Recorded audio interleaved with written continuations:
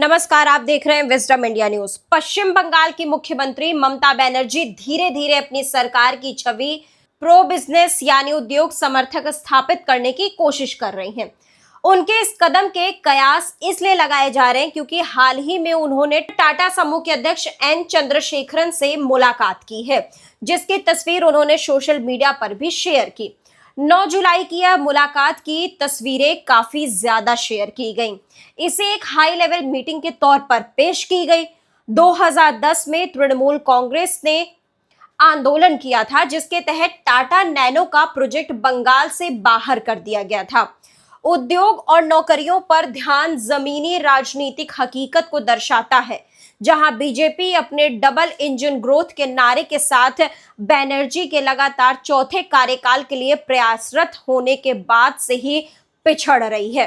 टाटा प्रमुख एन चंद्रशेखरन के साथ ममता बनर्जी की मुलाकात के बाद से तृणमूल कांग्रेस सरकार ने इस साल के अंत में एक व्यापार और उद्योग सम्मेलन की घोषणा की है, जबकि 2026 के विधानसभा चुनाव से पहले एक और बंगाल ग्लोबल बिजनेस समिट यानी इस साल फरवरी में हुए सम्मेलन के बाद आयोजित होने की संभावना है। ममता बनर्जी की चंद्रशेखरन के साथ 45 मिनट तक चली बैठक के बाद तृणमूल कांग्रेस की ओर से संदेश आए, जिसमें इस बात पर जोर दिया गया कि विपक्ष में रहते हुए नैनो परियोजना के विरोध में चलाए गए बड़े पैमाने पर भूमि अधिग्रहण आंदोलन से आगे बढ़कर मुख्यमंत्री कितना दूर आ गई हैं।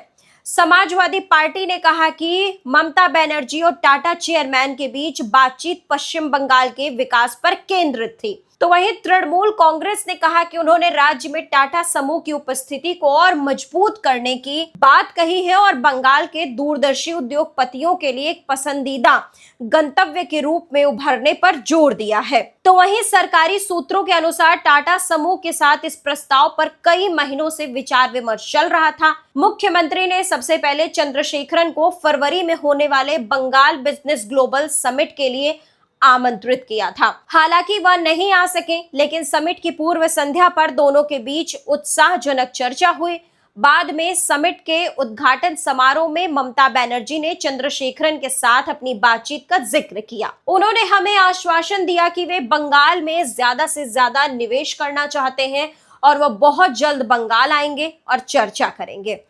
वर्तमान में पश्चिम बंगाल में टाटा समूह की उपस्थिति मुख्यतः टाटा कंसल्टेंसी सर्विसेज के माध्यम से है, जिसके राज्य भर में 54,000 से अधिक कर्मचारी हैं और यह न्यू टाउन स्थित बंगाल सिलिकॉन वैली हब में 20 एकड़ का परिसर स्थापित करने की योजना बना रहा है। तो वहीं टाटा समूह ने राज्य के होटल क्षेत्र में भी निवेश किया है। कुछ हद तक टाटा स्टील की 11,100 से अधिक कर्मचारियों के साथ एक विधिक उपस्थिति है। जब टाटा हिताची का खड़गपुर में एक संयंत्र हुआ, इनमें से अधिकांश संयंत्र वामपंथी काल के हैं और तृणमूल कांग्रेस के शासन काल में कुछ विस्तार हुए हैं।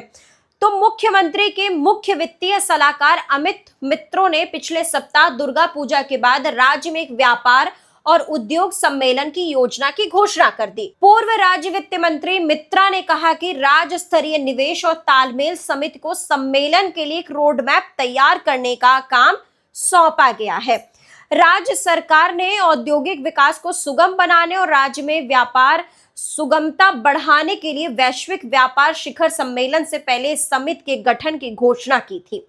तो वहीं इस समिति के अध्यक्ष मुख्य सचिव हैं और प्रत्येक जिले में इसकी इकाइयां स्थापित करने की योजना है। मित्रा ने बताया कि बंगाल सरकार ने औद्योगिकरण को बढ़ावा देने के लिए कई राजस्व और रोजगार पैदा करने वाले क्षेत्रों की पहचान की है। इनमें से इस्पात रत्न एवं आभूषण, सूचना प्रौद्योगिकी और संबंधित क्षेत्र यानी खाद्य संबंधित व्यवसाय, पर्यटन, वस्त्र एवं परिधान, चमड़ा, दवाइयां और चिकित्सा उपकरण शामिल हैं। केंद्र द्वारा अवैध प्रवासियों के खिलाफ कार्रवाई का दायरा बढ़ाने के साथ ही देश भर में बंगाली प्रवासियों को गिरफ्तार किए जाने की घटनाएं टीएमसी सरकार के लिए एक नया दबाव का मुद्दा बन गई है। तो पश्चिम बंगाल की सत्ता पर काबिज टीएमसी की नीति में बड़ा बदलाव आया है। ये 2011 में न केवल टाटा नाटो आंदोलन बल्कि नंदीग्राम में एक फार्मास्यूटिकल हब के खिलाफ भूमि अधिग्रहण विरोध आंदोलन के दम पर सत्ता में आई थी। पार्टी की राजनीति मां माटी मानुस के नारे से निहित थी, जिसे पहली बार सिंगूर आंदोलन के दौरान उठाया गया था, जो वंचितों और अल्पसंख्यकों के प्रति उनकी प्रतिबद्धता को दर्शाता है।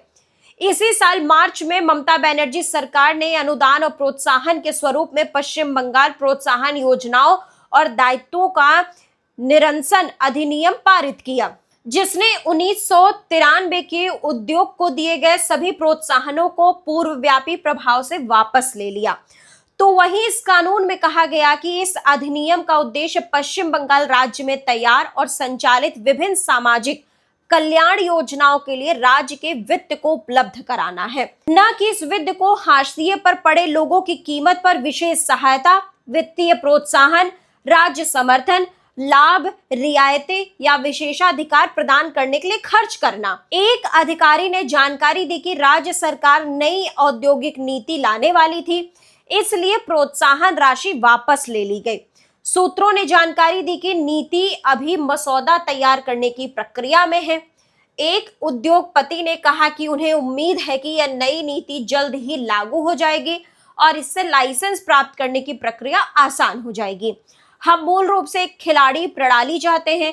प्रशासन को जबरन वसूली और स्थानीय गुंडागर्दी के खिलाफ भी कड़े कदम उठाने चाहिए। इसने स्टॉक एक्सचेंज को सूचित किया कि उसके पूर्ण स्वामित्व वाली सहायक कंपनी एवेन्यू विस्टा ने कलकत्ता उच्च न्यायालय में इस अधिनियम की संवैधानिक वैधता को चुनौती देते हुए एक रिट याचिका दायर की है। नुवोको ने कहा है कि अधिनियम के कारण नुवोको और एवेन्यू विस्टा को मिलने वाले लगभग 2 लाख करोड़ रुपए के प्रोत्साहन प्रभावित होने की संभावना है।